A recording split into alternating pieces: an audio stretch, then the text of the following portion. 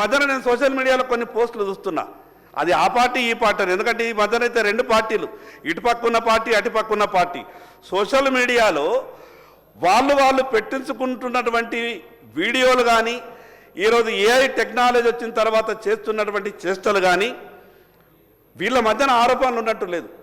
కుటుంబ సభ్యులను కూడా దాంట్లోకి దింపుతున్నారు అధ్యక్ష. ఆ వీడియోలు కానీ ఆ మెసేజ్లు కానీ చూస్తే బాధపడతారు.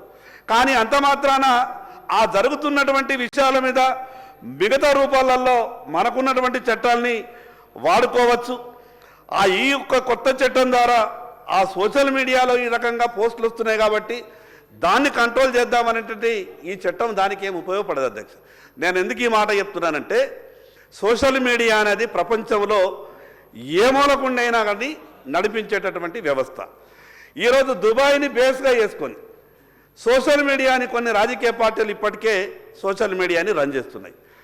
ఇక్కడ మీరు కేసు రిజిస్టర్ చేసి ఇంకోటి ఒక గ్రూపులో 250, ఉదాహరణకు వాట్సాప్ గ్రూప్లో దాదాపు ఒక గ్రూపులో 250 మంది సభ్యులుంటే ఎవరో దాన్ని పోస్ట్ చేస్తే ఆ గ్రూపులో ఉన్నటువంటి సభ్యులందరినీ కూడా మేము బాధ్యులని చేస్తామనంటే ఇది ఎక్కడ సామాజిక న్యాయం అయితే అధ్యక్ష?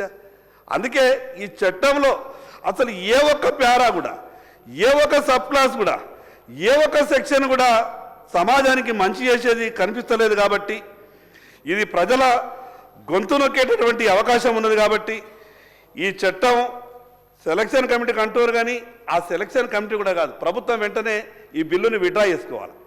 ఈ బిల్లుని విడ్రా చేసుకోవాలి. ఇది మీకే మంచిది కాదు.